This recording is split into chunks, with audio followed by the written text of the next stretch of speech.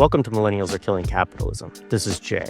In this conversation, we speak with Ed Vogel from Southerners Against Surveillance Systems and Infrastructure about the rapid expansion of various police surveillance programs. We talk about the nexus of private corporations, policing agencies, and nonprofit foundations and organizations that facilitate the expansion of these technologies and how they seek to circumvent democratic processes and oversight mechanisms. We discuss ICE, Customs and Border Patrol, Atlanta's Cop City, ShotSpotter, Flock Safety, Fusus, fusion centers, and automated license plate readers. Ed also talks about what we do and don't know about the role played by corporations like Target and Home Depot in the policing surveillance network. As we see the terror that ICE is enacting in Minneapolis, this conversation offers a set of analyses that can help us understand the problem of ICE's power beyond simply the goons kidnapping or executing people in the streets. Rather than just focusing on the expanding problem, we do talk about some of the ways that local communities are fighting back and have won campaigns against the adoption of these technologies. We also talk about maintaining good digital hygiene as an act of solidarity for people's movements. There are a number of articles that Ed either authored, co-authored, or contributed documents to in the show description. We reference these throughout the conversation and recommend you read them for further details. Southerners Against Surveillance Systems and Infrastructure has a hands-on digital security workshop next Wednesday, February 4th. We will include a link to that in the show description.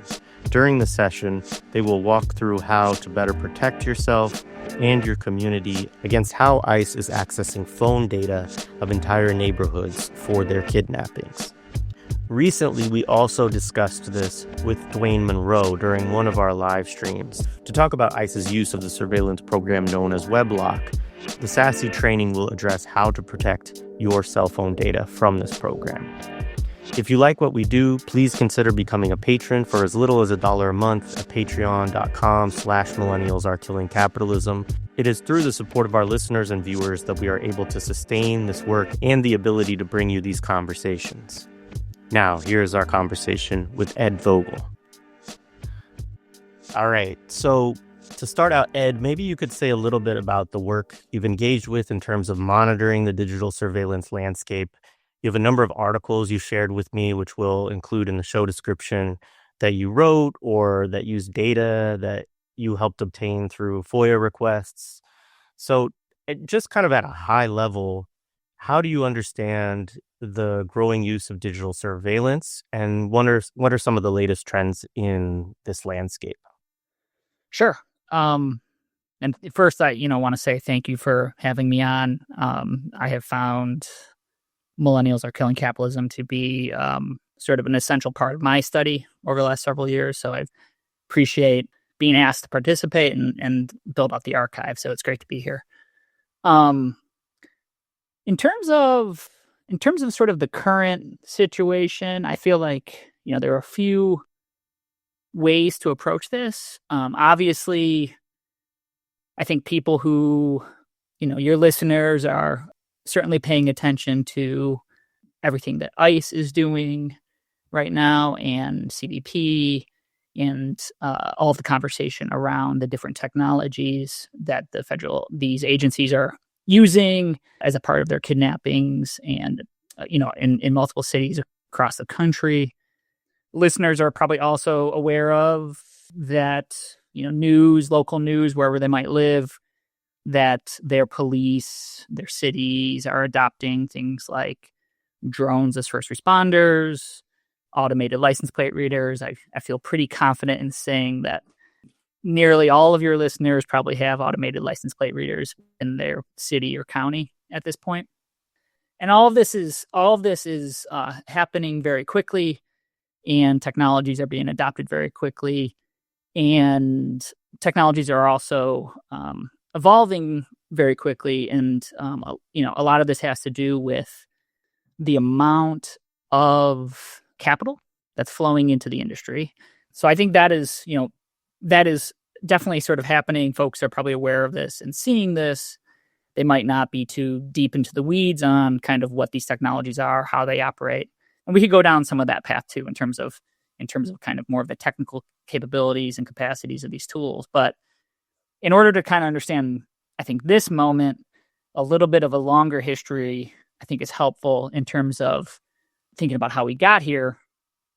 And, pre 9/11, there was sort of a growth of a slow movement of local police adopting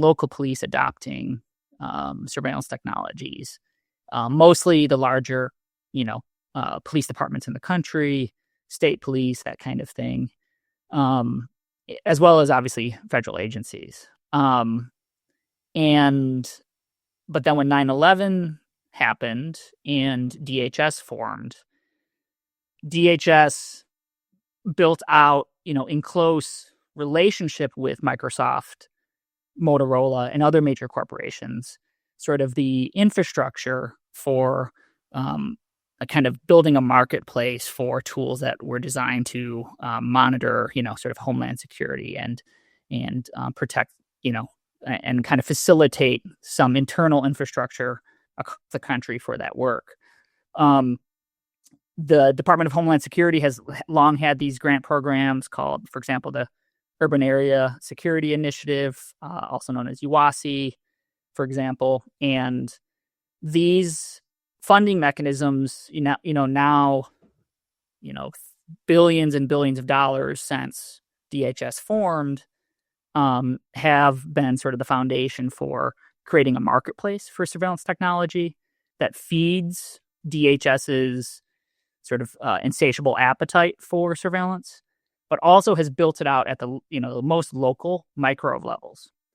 And since over the last 25 years or so, what has happened is sort of the rapid or the acceleration of capital moving towards companies building out more products, and creating more opportunities for local police at the smallest levels to adopt technologies. So technologies and infrastructure that were once sort of only accessible to New York, Los Angeles, Chicago, are now, in some tiny towns across the country.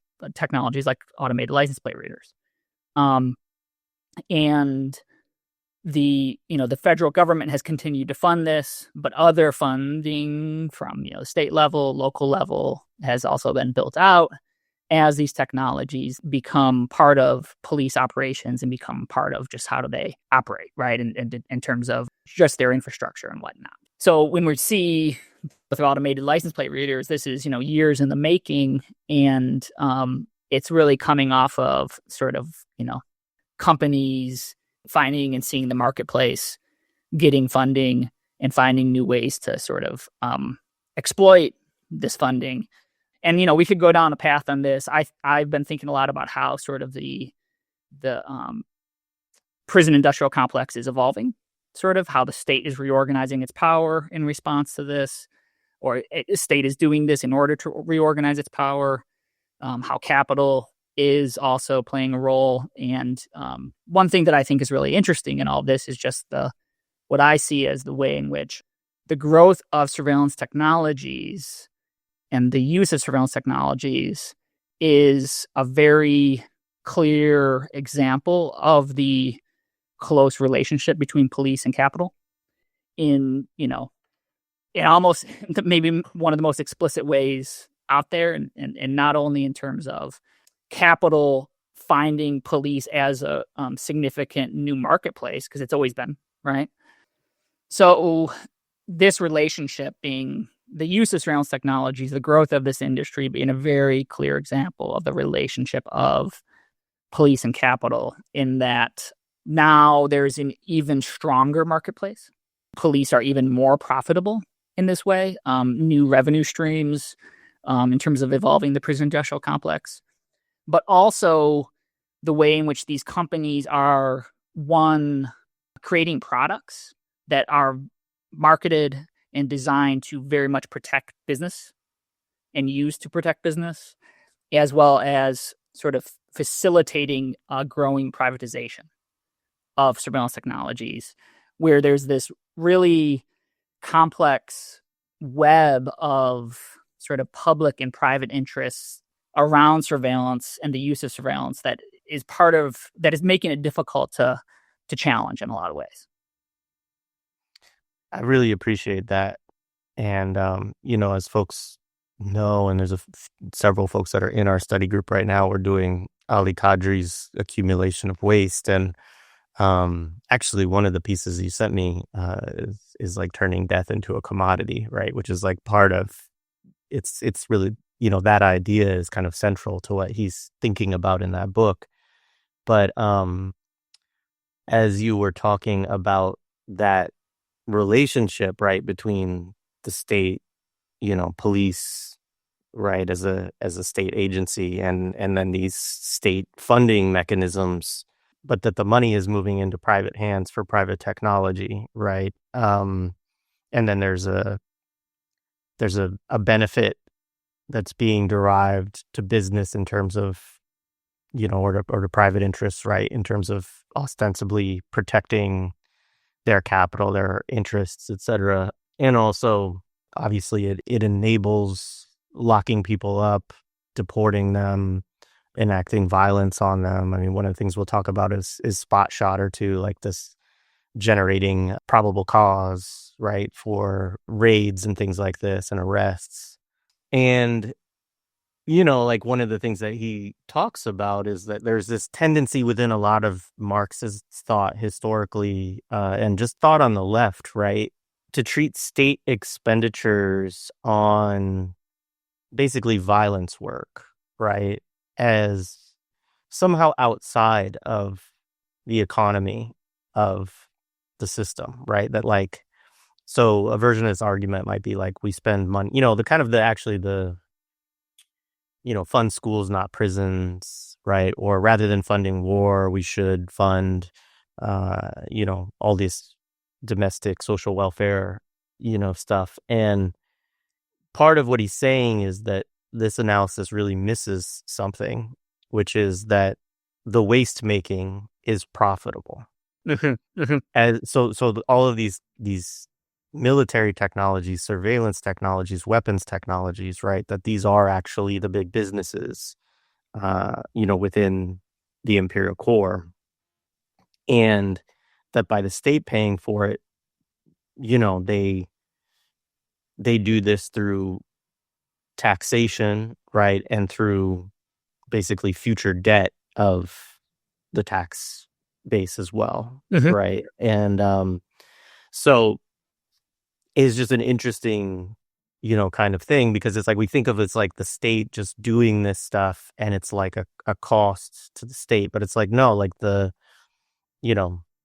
state is pulling from the very people who are being oppressed by these technologies are paying for them, right? And the money is going into private hands, right? And the utility is for private enterprise and the state, and so there's a lot of connection, I think, with kind of the way that you're thinking about these things, and what's going on right now with this. Yeah, I mean, what's interesting to me in terms of this maybe is looking at flock safety as a case study. Flock safety has been in the news a lot over the last year, and flock safety is a company that I've been focused on and working with others on in terms of research and challenging the company since 2022, but a lot of work over the last year. But flock safety, flock safety was founded in 2017. It first started as their first product were automated license plate readers, and their first market were homeowner associations. They were selling these cameras to homeowner associations before they expanded into police. Early investors, were Peter Thiel and sort of, that kind of community of investors, VC investors. So, and they're an interesting case study in this in terms of when they were founded, because at that point, VC firms had seen the potential for police surveillance to really be profitable and to grow because of how they were creating, finding a way to make profitable sort of the data economy within policing. So flock safety grew very quickly, very fast, and, is now the largest license plate reader vendor across the country. They have, I forget how many customers. It's hard to completely tell, but I think maybe somewhere between 5,000 and 7,000 public customers across the country. They've gloated in the past that their cameras could track a car driving from San Francisco to Washington, D.C., basically without interruption. And they're collecting, huge amounts of data, because automated license plate readers are just cameras that are basically on the sides of roadways that are taking pictures of every car that passes by 24/7, 365. And they're scanning not just the license plate, but all features of the car. So the make, the model, the color, the dent, if it has dents, bumper stickers, whatever it might be, all of that is searchable within their database that they then sell to, they sort of give police a subscription to. So they're generating huge profits from public customers. But their largest customers are probably private corporations, FedEx, Home Depot, Lowe's, mall sort of vendors, Simon's Properties, some of these big sort of real estate firms essentially that have mall properties. We haven't proven that, but there's essentially a camera or two on every Home Depot and Lowe's property across the country. So there's an enormous amount of private funds that, private contracts that they have. And because of how quickly they've grown and they've expanded into new products, including a real-time crime center software, including drones as first responders, including something called Flock Nova that we could talk more about, but it's essentially their product that enables the police to not just track a car, but to track a person by aggregating a variety of data sets into creating sort of a profile on an individual, with their car data being just one of those data sets. But just last year, I think it was last year, Andreessen Horowitz gave them another round of funding, $275 million, and now the company's valued at, I think, $7.5 to $8 billion. It's a huge company, growing very quickly, lots of products, collecting lots of data, and their products are being sold publicly, to your point, in terms of tax dollars paying for it, but also private corporations, private entities are investing heavily and directly sharing all of that data with the police. So it's a really interesting case study in terms of, I think, kind of this, everything you were describing. Yeah, that is interesting. I mean, now I'm thinking about all the ICE raids that take place at Home Depots too. And one of the things that shows up through your work is the use of various mechanisms to try to bring light to how surveillance is being used, discussions of groups using democratic and oversight measures to oppose this. And one of the particular things you have written about you already referenced it, is the ALPRs, or automated license plate readers. And, looking at the sharing of information related to these. So, there's what I found interesting in your writing about this is there's a public narrative around what this technology is for, what it's supposed to be used for. But then there's also, of course, how it's being used. And as we know, there's not much oversight over, police or ICE or, any kind of law enforcement agency in terms of how they use tools once they have them. And there's problems with both, problems in terms of the narratives as well as how they're being used. But what do you think is kind of most important about this technology and how it's being deployed currently? Yeah, I mean, I started researching police surveillance technologies because of the inability for us to really understand how the police were surveilling, right? And I consider myself an organizer, kind of, first and foremost, that has learned how to research because of the space that I'm organizing in and the need for research. So a lot of what I see myself as doing and trying to be in community with other people around is really making the problem legible. And with automated license plate readers, what we've seen is their rapid adoption across the country, as I named with Flock, but they were already in use. Some of the other vendors that are pretty common are Motorola Solutions or Vigilant Solutions. Folks might have heard of them, as well as Genetech and some other firms. But automated license plate readers, much of the, we see the cameras out in public, but, much of the work that's being done in terms of the surveillance is obviously behind closed doors. And it's very difficult to kind of get insight into how they're being used. So a lot of the narrative that the police present, a lot of the narrative that, the companies present and the sort of, their propaganda working with the media, it's very much around, there's always sort of these anecdotes, these stories where, the police used license plate reader data to find a stolen car. Police used license plate reader data to, arrest someone who had committed an act of violence, that kind of thing. And, it's very much cherry-picked anecdotes. All of this gets in the news in the same way that we always, how propaganda works in other ways. So digging into ALPRs and really understanding how they're being used, has required a lot of research, going down a path of trying to get certain documents. And one of the things that researchers, myself included, across the country have been doing for last, several, coming up on a couple of years now at this point, is really trying to dig into the records of how police are searching within Flock's database, for example. And what this has shown us is that, police are searching for anything and everything. Police are using these tools in a way that violates police policy, violates state law, so, some of the big news that came out around Flock last year was around how police were using Flock's database to search on behalf of ICE, CBP for immigration enforcement. There was a search conducted to monitor someone who had an abortion. So, none of that was made public. None of that came to light, of course, until sort of the documents were obtained via public records requests.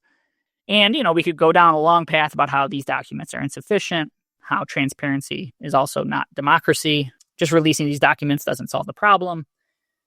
But I think, what this gets into also is then thinking about, kind of how we organize against them too, right? And a lot of what people claim they're trying to protect when they are thinking about license plate readers, since they're cameras that are always on, monitoring every roadway, or, certain roadways and taking pictures of every car, is sort of the right to privacy, which, has been something that people have fought for a long time. And I think there's a longer conversation to be had about sort of who in the history of the United States has had a right to privacy, right? Not everyone has, of course. But I think if we have a stronger, closer analysis of this, the biggest harms that these tools have is their ability to increase police power in a way that is unaccountable, right? And is designed to be unaccountable. And, I guess I should say if the police were ever accountable, of course, but it's designed to make them less accountable.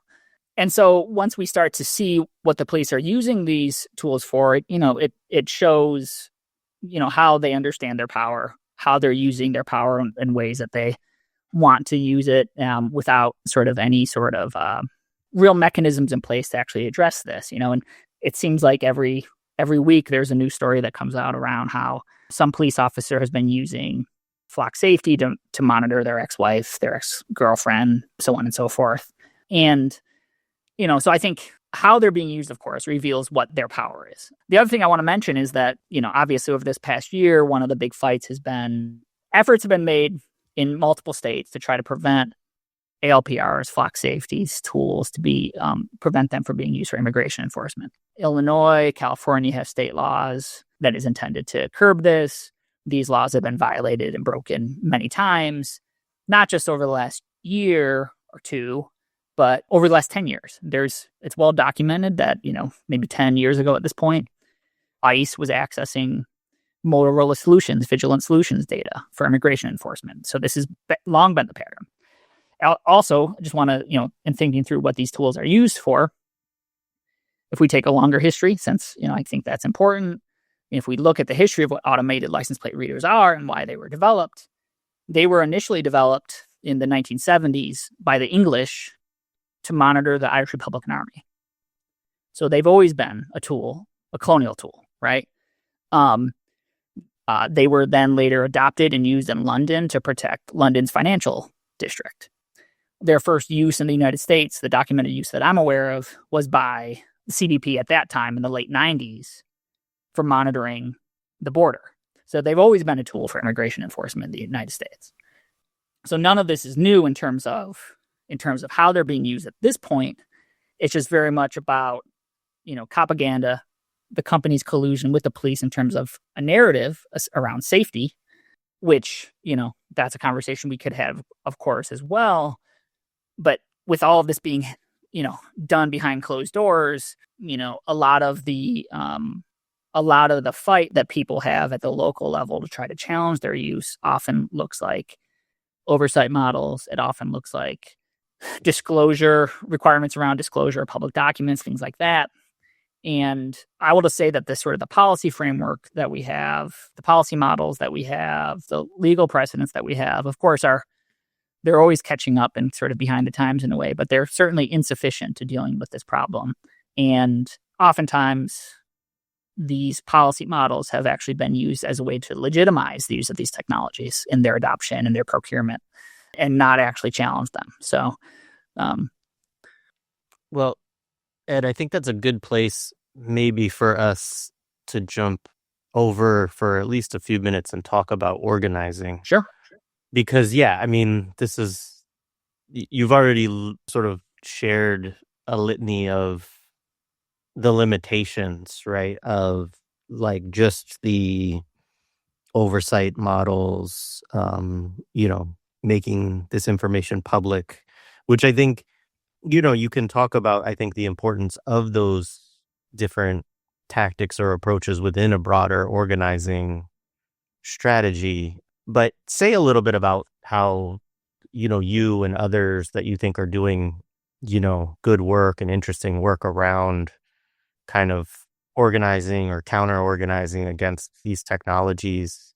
What does some of that look like? Yeah. So, of course, with any organizing effort, lots of lessons learned over the last multiple number of years doing this work. In a lot of ways, I feel like what we need to do right now, and what I'm trying to do right now, and different folks I'm working with, is really cultivate a lot more confidence in a way and expertise in cities, communities where technologies are being adopted very quickly, but there isn't necessarily an existing sort of organizing ecosystem. There isn't necessarily a strong set of organizations that are already doing this work. So a lot of what I'm doing is trying to build relationships with people across the country and help them sort of get up to speed very quickly with understanding what the problem is, how these technologies operate, and having sort of the set of tools that they need to be able to start to make this a problem locally, right? And I think that the more that we can do that, and the more agitation there is in smaller communities, not just in the larger cities in the country, but in smaller communities, the more agitation that we can have, I think the more imagination that we're going to have around ending their use, and not just relying on policies that regulate their use. Because, I think one of the things that we try to communicate everywhere is that the only way to prevent, for example, license plate reader data from being used for immigration enforcement is to never collect the data in the first place. That's the only way you can actually prevent that. But lots of lessons have been learned, and oftentimes a lot of these fights are sort of at the procurement level, right? Because sort of police have been able to work with companies to sort of get a contract moving through the procurement process in a way that might actually sort of meet the letter of the law, but not necessarily the spirit of the law. So, we've seen a number of places where contracts are signed that are just below the threshold for the contract that have to come to the city council for a discussion or debate, right? So if that threshold is $25,000, the contract will be signed for $24,000, right? So the police can procure it, they can sign it, they can implement the technology, but there's no, elected officials aren't even made aware of it in some cases, right? And this is a pattern we've seen. So procurement and city council meetings are, becoming real sites of agitation around these technologies. The limitations on that are often that those are not there isn't infrastructure in place to actually interrogate how the police use the technologies after the contract is signed, for example, right? Interrogating the technology relies on finding places where we can get an understanding of how the technology is being used, maybe in another community, which will will lead to some news reports, which will then allow us to then open up the door in other communities, if that makes sense. So that's part of the need for having a lot of local organizing and local agitation around these tools, is because, if we're operating in our silos, then it's difficult for actually us to get a lot of the information that we need, since all of this is happening behind closed doors without any real way of interrogating how the tools are being used. And the other thing I'll say, that a lot of what I'm doing is political education. So I am a member of a group called SASE, Southerners Against Surveillance Systems and Infrastructure.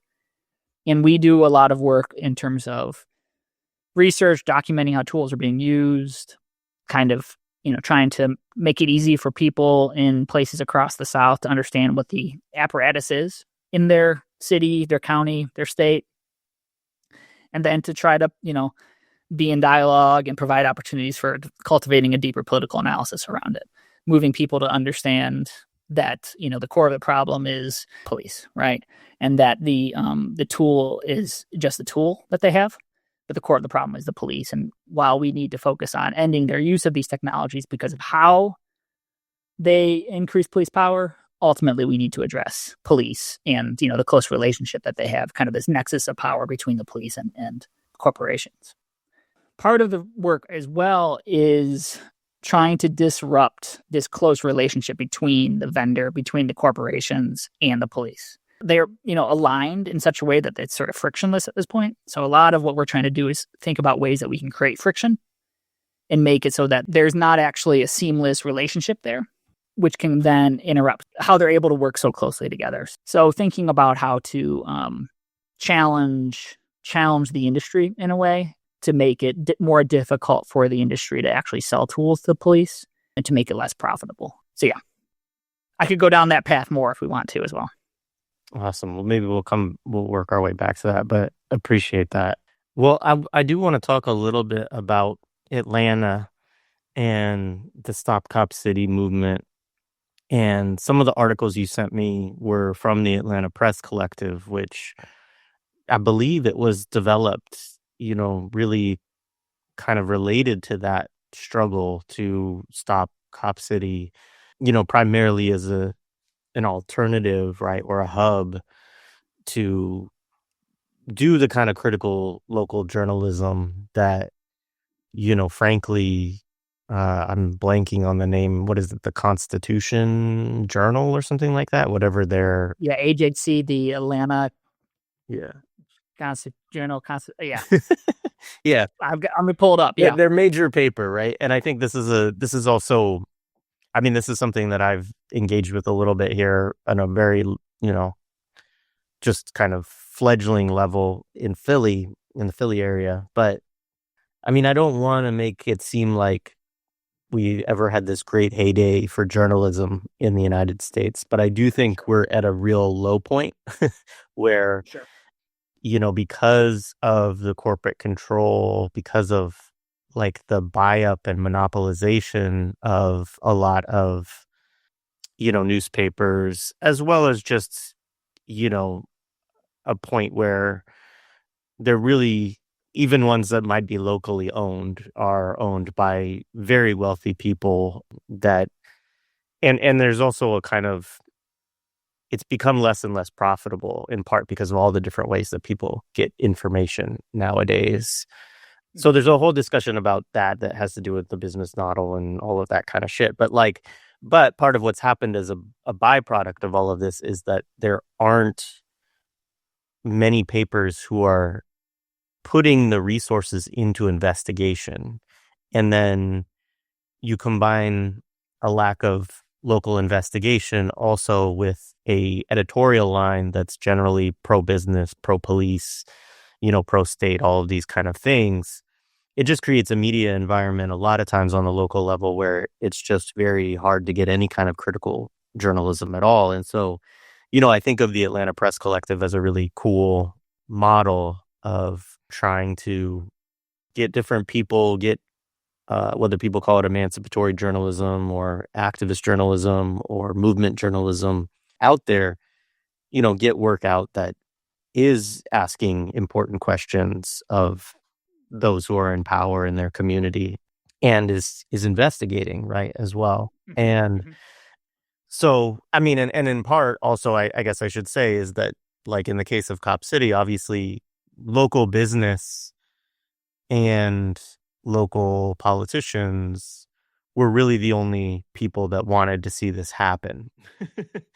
And so that also became the institutions that would have been responsible for, say, in local newspapers or local TV news for reporting it, were also the only real stakeholders of it being built and, even investing in things like the Atlanta Police Foundation. So anyways, I appreciate the work that they've done. And that movement obviously was attacked in a range of ways, and it's kind of laid out, I believe, if I remember correctly, in the piece, in terms of obviously the killing of Tortuguita, but also the use of RICO laws, and all of these other measures, the denial of bail of tons and tons of people that have been arrested.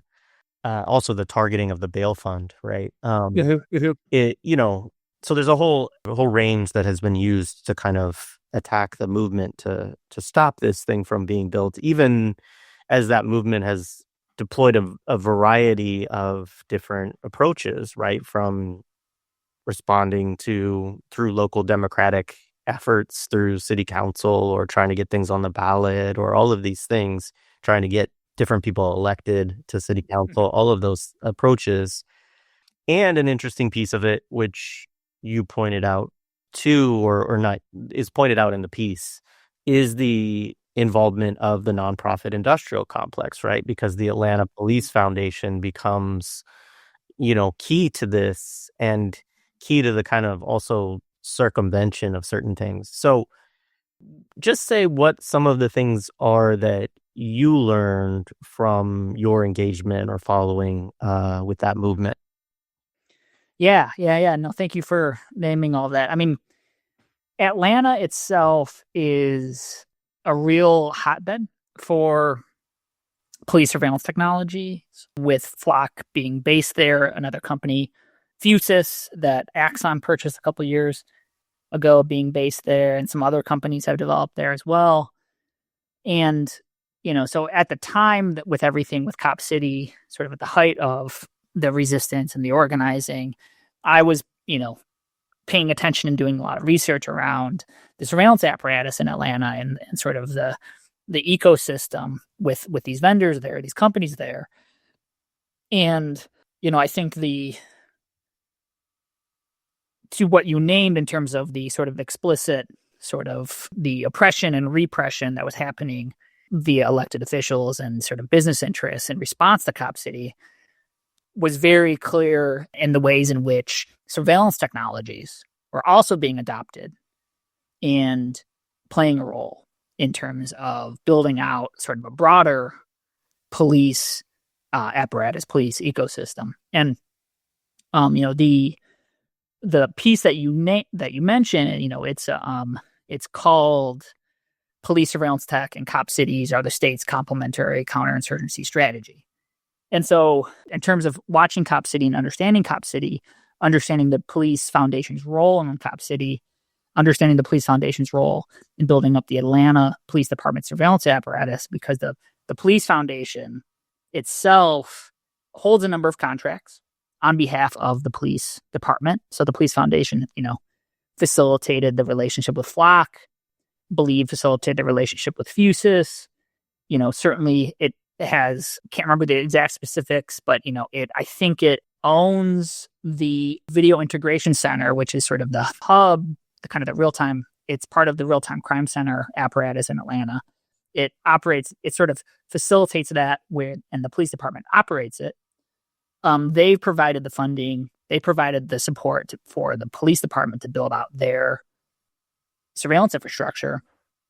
Additionally, in 2023, something that I followed across the state of Georgia was the governor facilitating a grant program called the Community Public Safety Program, where Governor Kemp took $83.5 million in ARPA funds and granted them out to 118 projects, quote unquote projects. It's multiple grants given to some agencies, not 118 different police agencies, but essentially for the purchasing of surveillance technologies.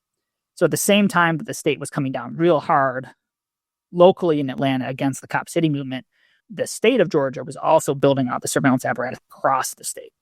And, there's small towns that were getting really sort of intense surveillance technologies that I can only imagine were being used in support of other agencies, right? So like, why does a small town suburb of Atlanta need to have a Celebrite? Well, it's probably because, in my thought, it's probably because that Celebrite would be used in terms of cracking, when police crack down on Cop City protesters and take their phones, that Celebrite could be used to copy everything on those phones. And essentially for that to be untraceable, because who's going to go look at why, Doraville, Georgia, like go get the Doraville, Georgia audit log for its use of these cell phone hacking tools, right? So it's a way for them to build up the police power by sort of decentralizing the surveillance network, because the police all work hand in hand and cooperate, right? So, building very much a clear tool in that moment where the state of Georgia was seeing this, what was happening in Atlanta and thinking, obviously thinking that it needed to build up its ability to respond, its ability to equip its police across the state. And in a lot of ways, it's very, in my opinion, it's very clear that this was done as a way of challenging other movements from coming and building. And so, very much operating as a counterinsurgency tool. Sort of related to this also that I should name is that I was one of the plaintiffs on a lawsuit with the Atlanta Community Press Collective against the Atlanta Police Foundation for their documents related to the construction of Cop City.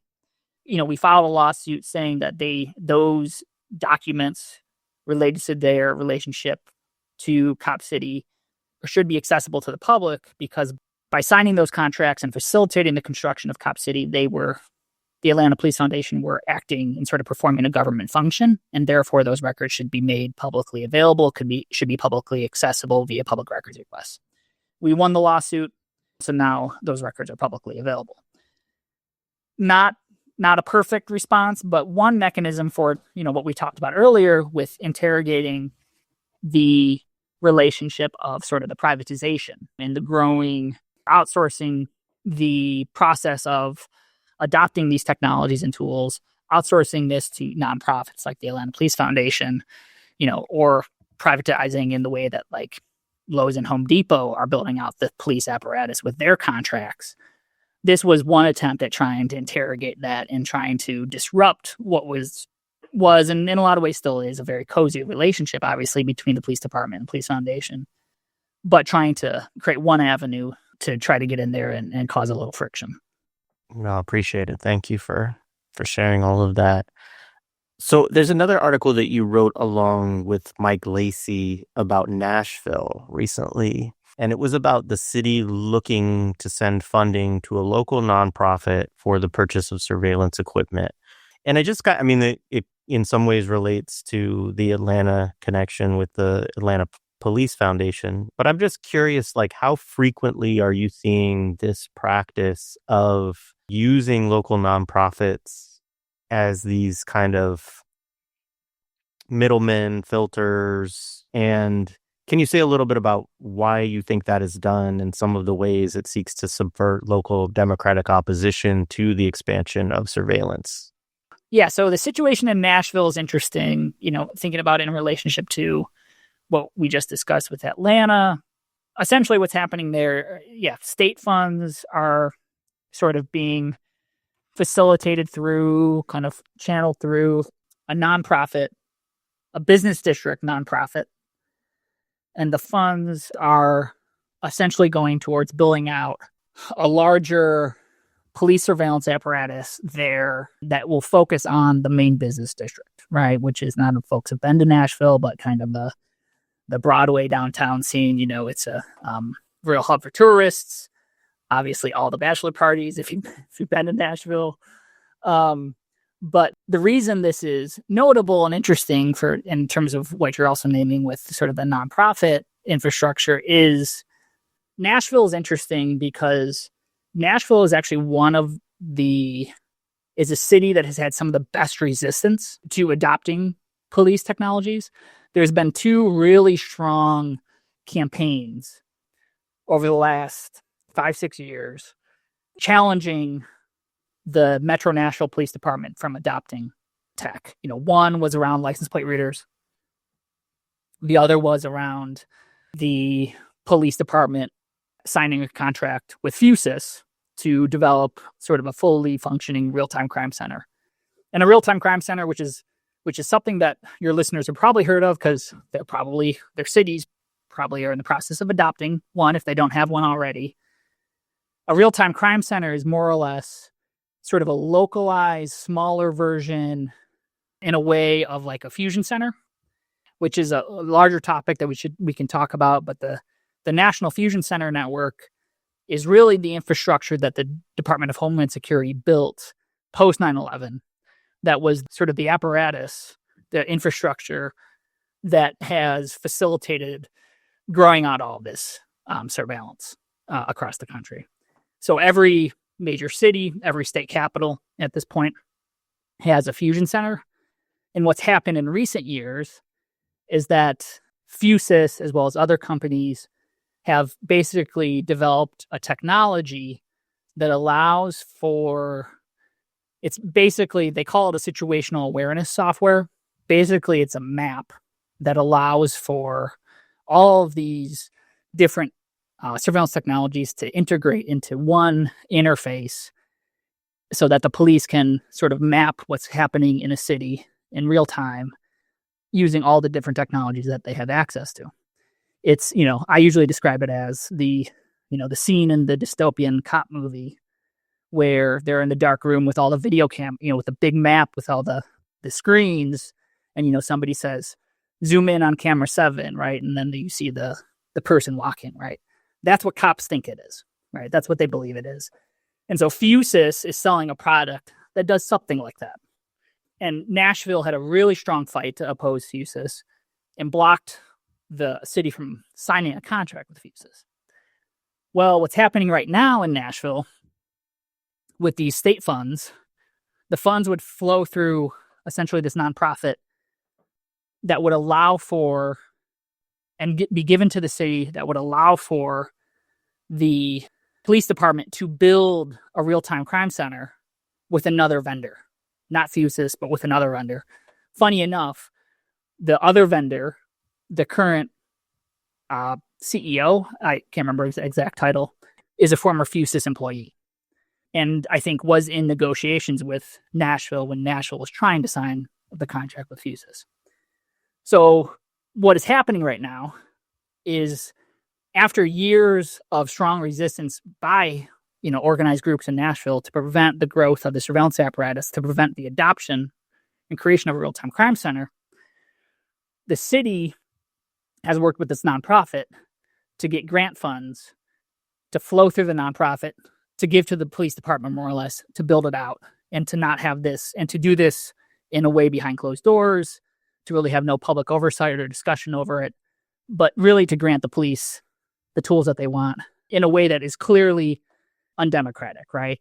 And so this situation in Nashville, in terms of using public funds through the nonprofit to build the police apparatus, rather than actually having a process where there is a public debate, where there is, a city council proposal coming forward, that kind of thing, is sort of the way in which the mayor seems to be facilitating this. More and more information is coming out.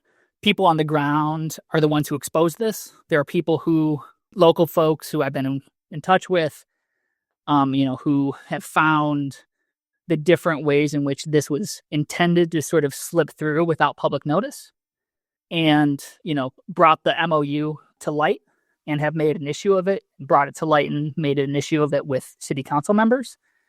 So, but, this is just one example of, I think, the ways what we're just seeing across the country, where nonprofits, where police foundations are being used for building out the police surveillance apparatus.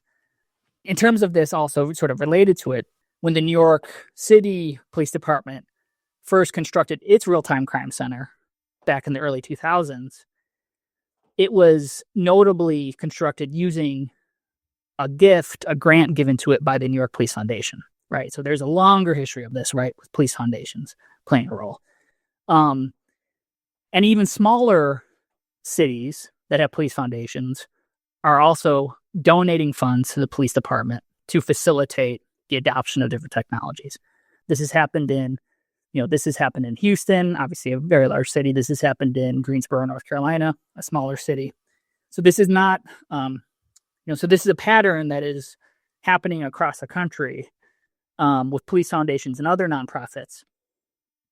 And what it's, essentially allowing, right, is rather than having a fight over how public funds are being used, it's allowing, usually the wealthy, usually business owners, folks that are quote unquote civic leaders, give funds to a 501c3 with the intention of going directly to the police to acquire these technologies, and very much just skirting anything that looks like public debate, right?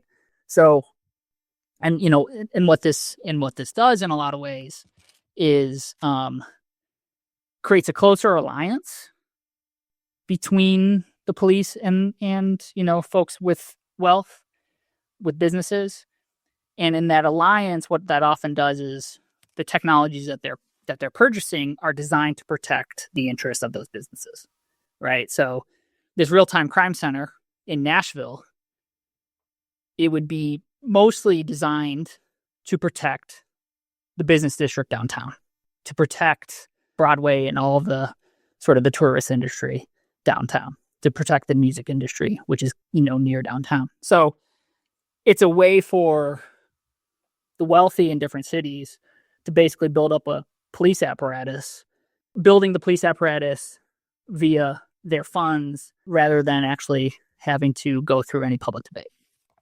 Yeah, no, absolutely. And yeah, what is it? The Ruth Wilson Gilmer calls it the shadow state. Yeah.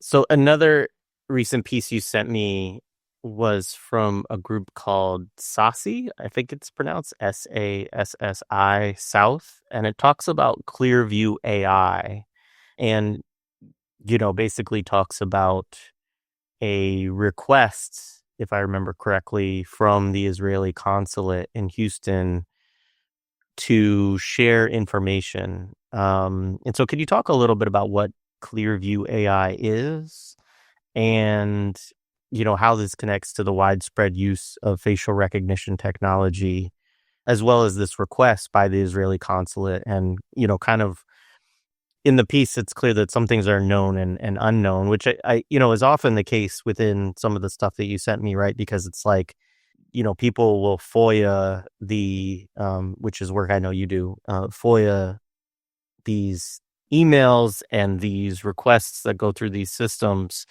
but you don't necessarily, of course, know what's done from there. Yeah. No, so SASSI, Southerners Against Surveillance Systems and Infrastructure, we've been doing a deep dive into the surveillance apparatus in Houston, really trying to understand just the scope and breadth of it. And it's extensive, and it's really intense. By my count, I think there are maybe 14 public agencies that are using flock safety ALPRs, for example, including multiple school districts within Houston, Harris County. But it was notable when we found that the transit agency in Houston, the Metro, has a contract for Clearview AI for facial recognition technology. Facial recognition technology is it's a tool for identifying a person based upon sort of the geometric features of their face. And it's been in the news for about a decade, lots of controversy. And it's an interesting case study in terms of some of the organizing against, how we organize against these technologies, because there was a big push a number of years ago by a lot of agencies to adopt facial recognition technology. And the pushback against them, the challenge to them was that they shouldn't use, police agencies shouldn't use facial recognition technology because it's highly inaccurate. Facial recognition technology is more likely to misidentify a Black person, a woman, than a lighter skinned person than a man, right? Based upon the training set, the training data, how these tools are developed and created. And so there's been a number of cases in the news where facial recognition technology has misidentified somebody, leading to a false arrest, that kind of thing. And that has been the refrain to challenge the use of it. Well, the problem is that facial recognition technology is getting more accurate, right? So if the argument is that we shouldn't use it because it's inaccurate, how do we challenge it then when it becomes accurate? So the challenge to it should have always been, even if it was 100% accurate, we wouldn't want it because it's a tool, it's a violent tool, it's a tool that increases police power. And facial recognition technology, there are multiple vendors across the country. Clearview AI is probably the most notorious. They built their algorithm by scraping billions of images from the internet, from social media, from a variety of websites, doing this without consent. And then then building out their tool and selling it to a number of police agencies, a number of military agencies, federal agencies. And the other thing to add is that, the company's founder, unsurprisingly, has ties to all the techno-fascists as well out there, right? So they're all in bed together. They're all working together. So we found, though, that the Metro in Houston was using Clearview AI, dug into that a little bit more, and we were able to get additional information. And what this information included, we got email metadata, and in the email metadata, we found that one of the Metro employees, police department employees, who had access to Clearview, received a forwarded email from a Houston Police Department officer. And the subject line of the email, I can pull it up real quick so I don't misquote it, but the subject line of the email is forward assistance request, Consulate of Israel in Houston. And this email was sent March 30th, 2024. And so that was notable on its own. And then we also received the audit logs of all the searches conducted by the employees of the Metro Police Department who use Clearview. And this person, the Metro employee, Brian Morales, who received that email from the Houston Police Department in April of 2025, he performed a search in Clearview where the reason he gave for the search was, quote, Katy, as in Katy, Texas, Katy, Katy, Hamas sympathizer intel. And so, when I read that, I just was like, yes, yeah. Wild, right? Right, Wild, yeah. right? I mean, wild for a few reasons. One, the thing that blows my mind around sort of this search, as well as the search in Flock Safety, where the officer searched for the abortion, the person who had an abortion, is that there was no reason for them to actually give a real reason for why they performed the search. The fact that they, this officer in Texas who performed the abortion search in Flock typed in abortion as part of the reason, is amazing that he was that honest, that he thought he could get away with it. in a way, right? That it wasn't a problem for him to be doing this. In the same way that Brian Morales performed this search in Clearview and just thought this wouldn't be a problem, right? Even though, it's on the surface, it appears to be a clear violation of, somebody's constitutional rights. And so that on its own is wild, right? The other part that's interesting to me that you named is the limitations of all this. We've been able to get these documents that raise the likelihood or the potential that the Metro performed a face scan on probably some sort of pro-Palestinian protester on behalf of, per the request of the Israeli consulate in Houston. But we can't get any more documents at this point because they're just putting up roadblocks, right? So we don't actually, so there's a bit of transparency here, but transparency is not actually accountability. Transparency isn't necessarily changing the way in which these tools are being used. In all likelihood, what has probably happened is that now that the Metro and probably the Houston Police Department are aware of the fact that we're interrogating this, they probably have had internal conversations where they've said, you don't type this kind of stuff as your reason, change what you're doing, modify how you send emails, don't use certain words, right? And so they're making our ability to track how they're using tools through their digital records much more difficult, right? So public records requests, we're going to, as a tool, may become much less useful in the coming years as police and corporations adapt and evolve, right? So, yeah. Yeah, no, I think that's definitely true. I mean, it is fascinating on one level that they don't just do that anyway, knowing that their work is subject to that. Yeah. But I've worked in places where work was subject to that, and like, how much is it actually talked about? How much is it actually, for the most part, these institutions are not used to working in any kind of fear of public scrutiny, basically. Right. And thinking through, and also they probably don't think of it as, they don't think there's anything wrong with typing in, hey, I'm going to do this search around this, whether this person's a Hamas supporter. Yeah. like that's just normal, that makes sense to them. Right. No, 100%, 100%. Yeah.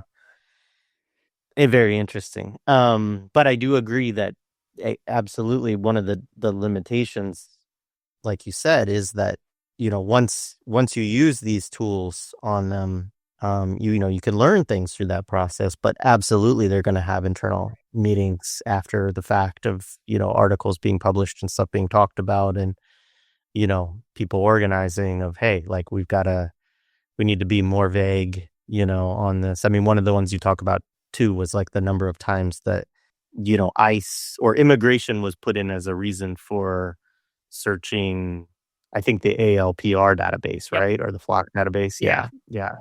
No, and this is part of the reason also in terms of why the privatization is such a concern, right? Is because there's really no mechanisms that we have to get in there and interrogate Home Depot's relationship to Flock, or, understand how any other private entities are using these tools, even though they have a direct relationship and are directly sharing all the information with the police. I've seen a number of emails in different places across the country where Home Depot store number, whatever, is sharing all of their data, sharing their information directly with the local police. But it's very difficult for us to actually get in there and interrogate it on the way in which Home Depot is using it, and what Home Depot's relationship might be with ICE, what Home Depot's relationship might be, with other agencies as well. So 100%. I mean, I go into my local Target and, not only is there facial recognition, video being taken at the freaking self-checkout, right?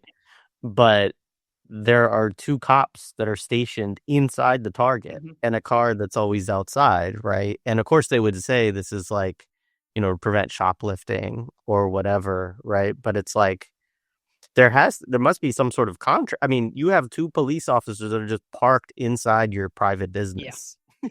Yep. like it's not they may have additional security, especially during the holidays, but there's actually two local, city cops basically Right. that are just stationed there. And what's interesting about that, right, is a lot of that has grown out of these claims around retail theft growing and becoming an epidemic and whatnot, right? Which have 100%. which have been debunked by research. But those kinds of claims have enabled the growth of this apparatus that we need to interrogate much more deeply, especially in terms of sort of our organizing strategies and tactics, because it's, this interlocking web of state and private power is it's going to make it. We need to evolve our strategies and techniques and tactics, because what we currently have is not adequate for addressing how the state has evolved its power.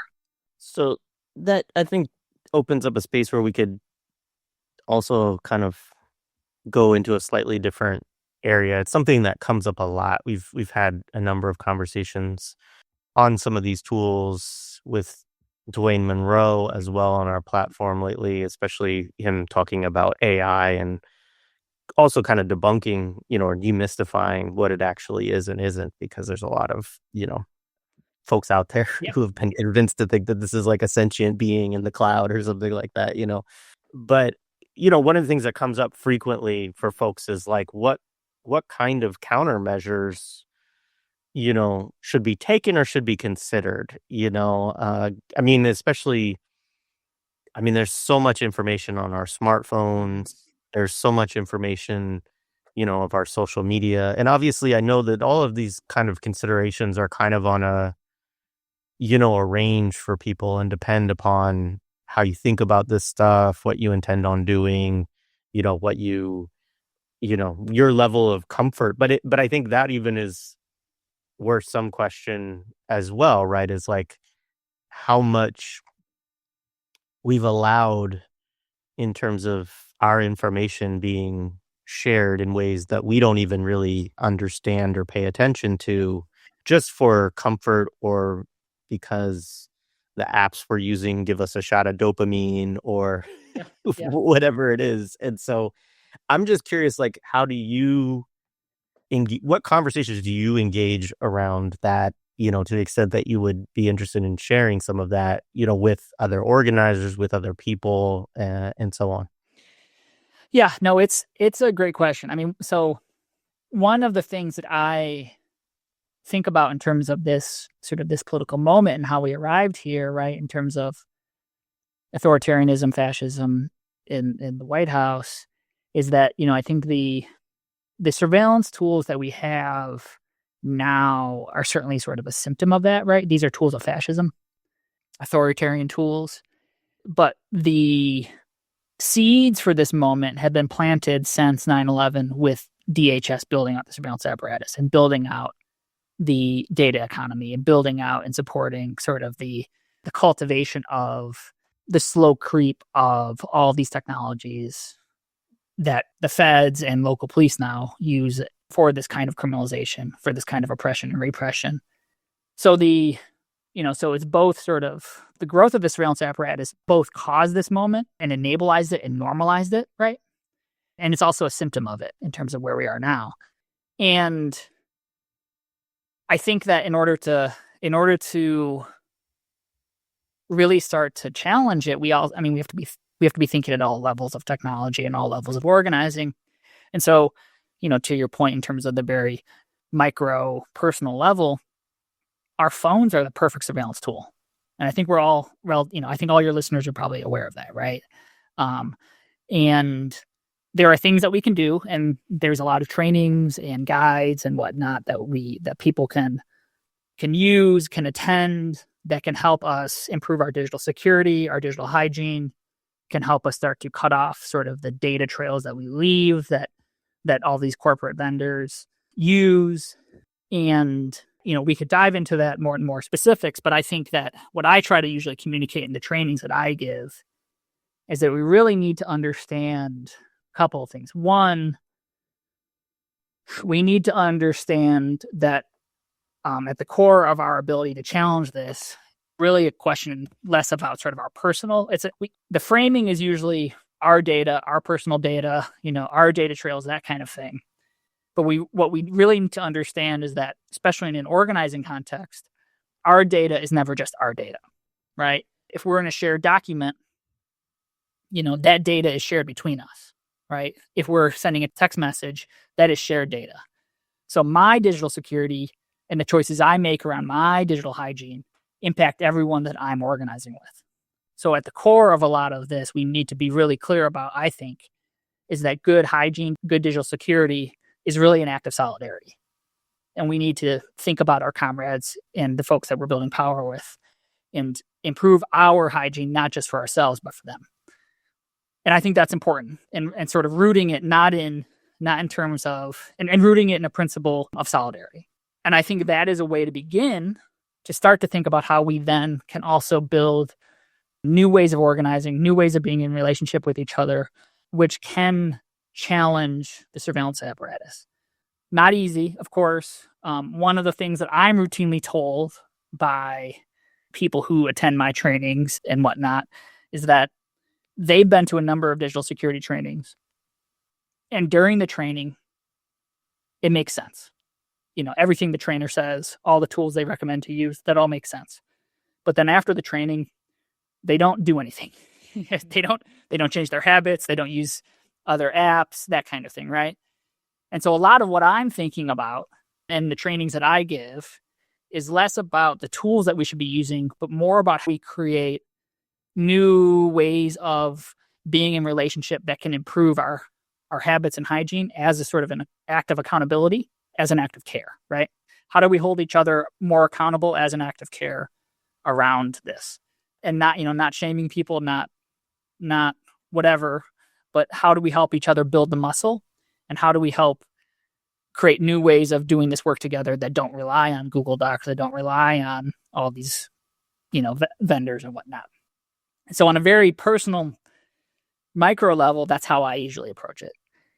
And I think the more that we can strengthen that plants the seeds for us to also be able to strengthen what it looks like to build organizations and to build movements that have better hygiene, have better security protocols, and in a lot of ways, I think, can start to build power outside of using the tools that we know actually are harmful. Social media has a place and time, maybe, but I think we should also be very clear about its harms, and that in a lot of ways, it's the easiest form of surveillance for the police, for the state, depending on what we're putting on there, what we're saying, how we're operating. So I think, and that's just something that we need to think about, is maybe there's a lot of lessons that we can learn from movements, from groups that came before sort of the digital age, and how they built power and how they, cultivated a community, rooted it in a certain politic with a political analysis, and then, how they made change whatever way they did, right? So not an easy answer, not a direct answer, but I think what I see this moment is as a call for us to sort of step back and reconsider how we've attempted to build power in the digital age, because I think that we didn't take seriously how these are all corporate tools, and corporate interests do not align with our interests.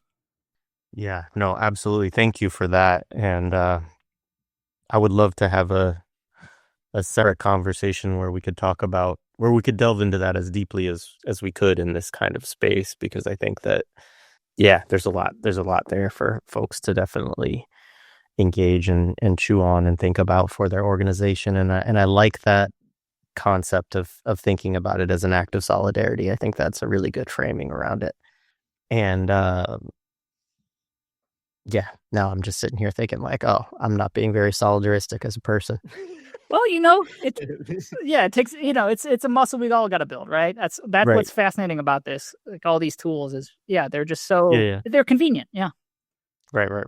Well, I got a couple more questions here, but one more kind of area of the research and writing that you shared with me, which is really the efforts to stop ShotSpotter, the system that purports to be able to recognize gunshots, basically, so that police can be deployed to the area where the shot took place. So can you talk a little bit about like the technology, the organizing around this? And you've like in Chicago in particular, there's been some effective organizing around it. So I'd love if you could share a little bit of what you think has been effective about that. Yeah. So ShotSpotter is a gunshot detection technology that, in terms of how the company describes it, and the company's sound thinking. ShotSpotter is a gunshot detection technology that detects loud sounds, determines if they're a gunshot, and then contacts the police and initiates a police deployment in sort of the area in which the tool technology believes the sound to have occurred, right? So the technology triangulates the location and directs police to that location. Really, all these are just microphones that are placed mostly in Black and brown communities across the country. And they pick up every sound that they hear. And any sound above 120 decibels sort of gets run through the system's machine learning tool, its algorithm. And then if the algorithm determines that it may be a gunshot, a human listens to it and reviews it.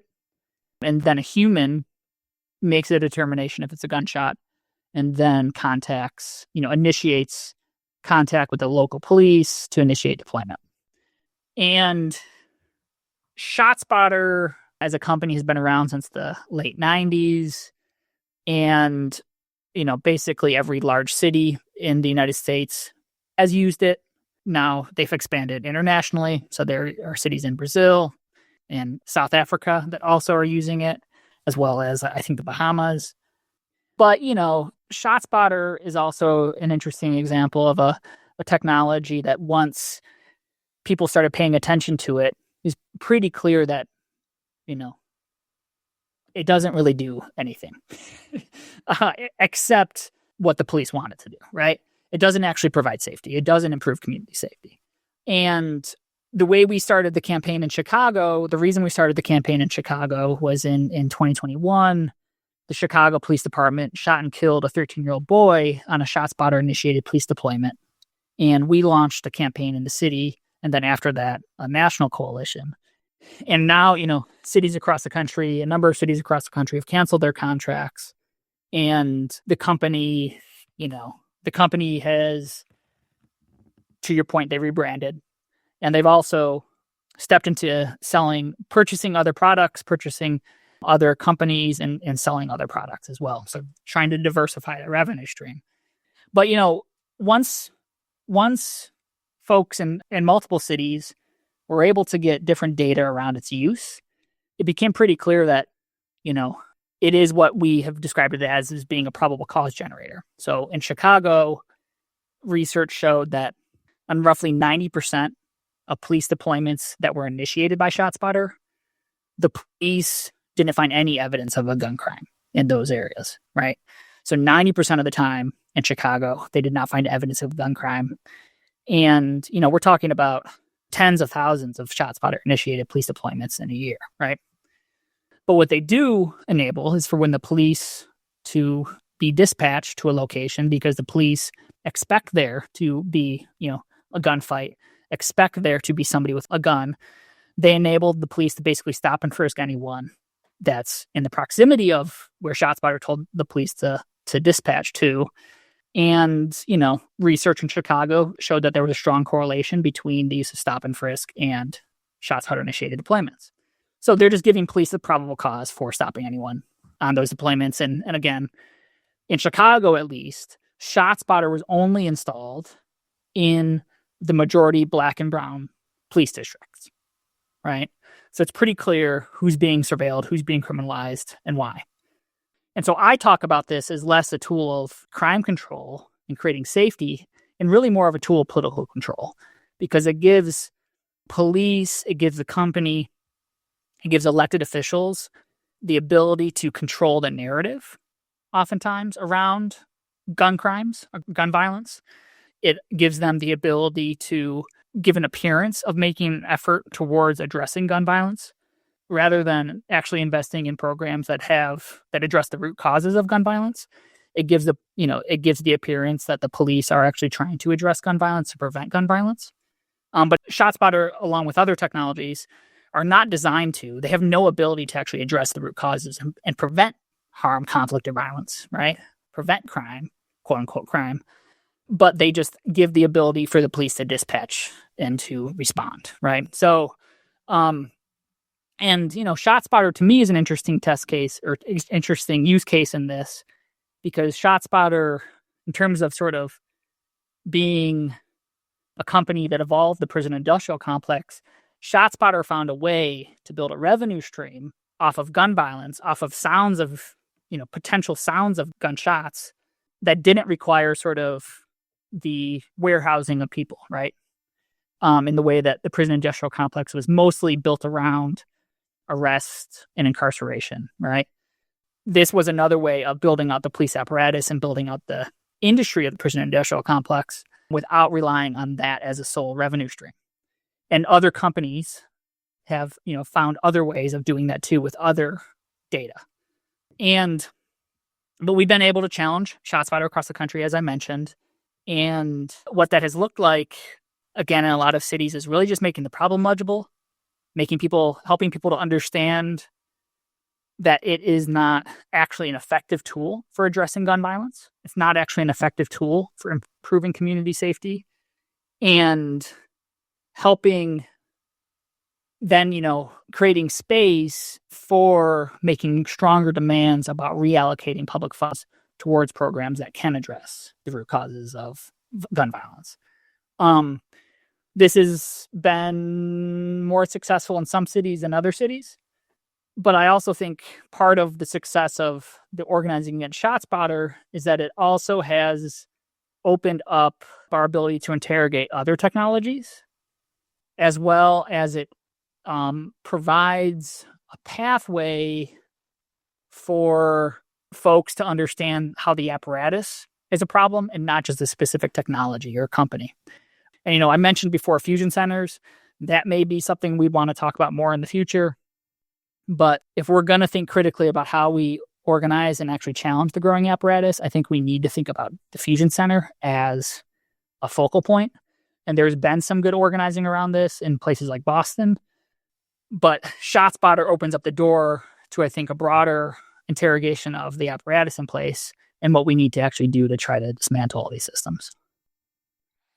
Yeah, thank you. Thank you for that. One of the things that is fascinating to me in reading it all too and thinking about this technology is, as you talk about, of it just sort of being microphones that are put out into neighborhoods. And I'm like, well, if we take seriously, the revelations of Snowden and others, like, what other uses are these microphones being put to that we don't know anything about, that, not necessarily by your local police department either, right. Yeah. Yeah. From my awareness, there's only sort of one incident where it was claimed the ShotSpotter was recording conversations. And that was in like 2012, 2013 in Oakland. And the company did whatever they could to stomp that out. And to really rely on sort of their talking point around ShotSpotter is that it's 90% accurate in terms of detecting gunshots of all the sounds that it detects. And it's part of our ability to interrogate it that I think is actually really funny is that, and I should find this for you, somebody that I've been doing some work with, or some folks I've been doing some work with in Philly, have looked into, Philly doesn't use ShotSpotter, but Philly, and this is what's funny about it, is Philly, I need to update exactly what the situation is, but maybe a year or so ago, I watched a city council meeting where the police department's, sort of IT director was giving testimony, and they were asking him about the use of ShotSpotter and gunshot detection. And he was just very gruff and like, yeah, it's bogus. ShotSpotter is a waste of time. I'm going to build my own microphone system and install my own microphone system, which is going to be much better than ShotSpotter.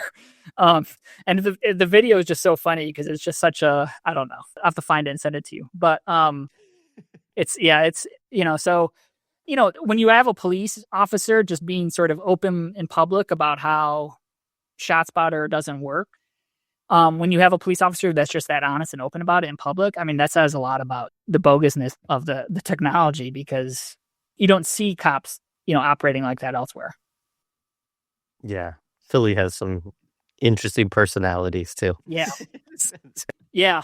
Well, another connection here too is the Atlanta Police Foundation has twice tried to get ShotSpotter for the Atlanta Police Department, signing the contract, bringing them in, doing sort of all this process, and the police department turned them down twice, which is also an amazing thing to have, a police department say, we don't want this. It's going to be paid for us, but we don't want it. Yeah, that's interesting. Yeah, no, thank you. So, I mean, we've talked about this a little bit throughout this conversation. And so I don't know if you have more to add on this, but we've talked about using FOIA, right? Freedom of Information Act requests as a tool. And also you referenced the lawsuit against the Atlanta Police Foundation, working with lawyers when necessary to get documents released, because one of the things that nonprofits will do is say, hey, we're not subject to this. And then you have to make an argument that they are, right?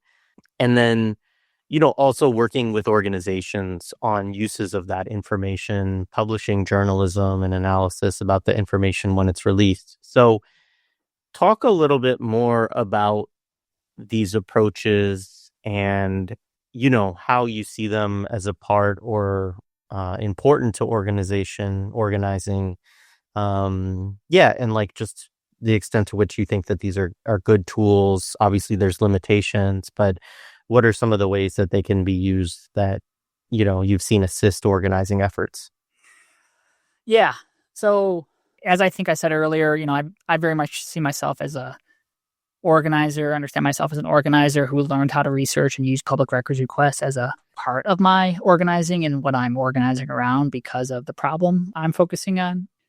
And I think public records requests have been and continue to be a very useful tool in documenting how surveillance is being used, what's being used oftentimes, because that's usually not made public, and how it's being used in such a way that can challenge the narrative of the police, of the vendor, and also, challenge elected officials who certainly just want to align with what the police say the police want, right?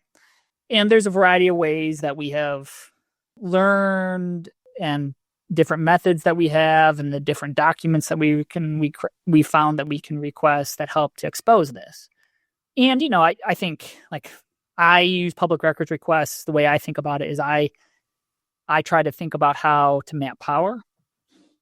And so I think about the way in which public records requests can help me understand how data is flowing, as data is a tool of power, and how money is flowing, and how people with power are making decisions, and who they're in relationship with as they make those decisions.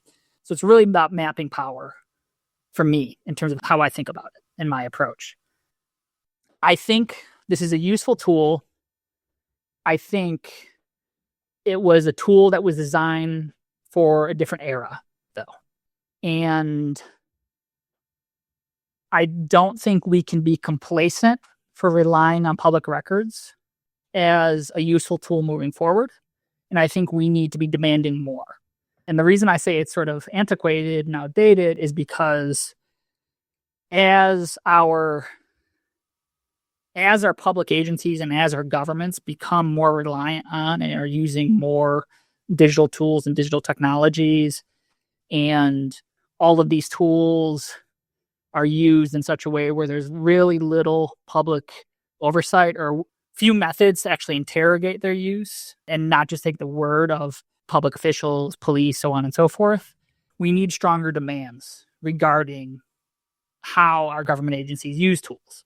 And the reason this is also, I think this is important, is that one of the concerns, and this is maybe another conversation in the future, one of the concerns around the proliferation of digital technologies across public agencies is that digital technologies allow for agencies that should be sort of facilitating public goods to use those public goods towards policing.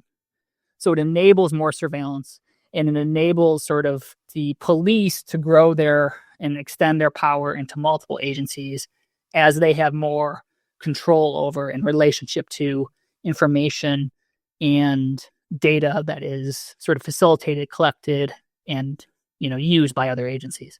So public benefits is a great example of this, right? Thinking also about our driver's licenses and, the growth of digital driver's licenses as a program in multiple states. Digital driver's license, it's a program that's more or less facilitated at the national level by the Department of Homeland Security. So our driver's licenses, our IDs, increasingly being used in such a way that is for policing. And so I think our ability to request documents with all of the exemptions that are already in place in most states regarding the release of documents, especially around these exemptions that are intended to prevent the release of documents that are for law enforcement purposes in different ways, is going to increasingly inhibit our ability to understand how these technologies are being used, how technology is actually sort of facilitating governance in a lot of ways, and how vendors facilitate governance in a lot of ways as a result. And so I think we need to start demanding more than just being able to, write a request and submit it and hope that they release records, right? We actually have to move in a way that's not focused on transparency, but is actually much more focused on democracy. And I don't use democracy in a way that, centrist, liberal, the two parties use it, but very much trying to think about how can we actually achieve a stronger sense of democracy, practice of democracy, and so on and so forth. So, yeah. Yeah, no, right. Democracy in terms of people actually having power over things. And yeah, absolutely.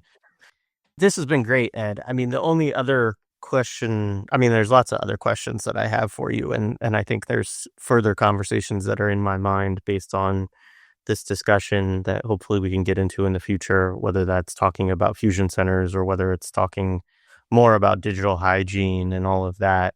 I would love to explore more of that, and I'm sure our listeners would as well. One question I have with all of this, and I know I brought this up to you at one point because I don't remember if we were trying to schedule this all the way back then, but it's possible because we've been going back and forth on this for a while.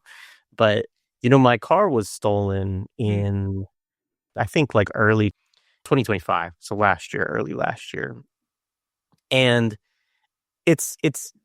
I found it so funny on some, obviously having your car stolen is not funny. It wasn't, Right. It wasn't a fun or funny experience, but I did find it humorous that with all the, this was a leased car, right? So it was a new vehicle, and it had all of the technological, bells and whistles that come with new, cars. It was a Honda. And nonetheless, it was never recovered. Mm-hmm. Right. And of course, the police officer, when he came to take the report, which I had to do for the insurance and everything, he was like, oh yeah, well, when we find it, we'll do da da da da da. And I remember thinking, well, I said to him, like, well, do you find these? Like, is that, he's like, oh yeah, almost always. Like, usually it's just some kids going joyriding and they abandon it, is usually what happens.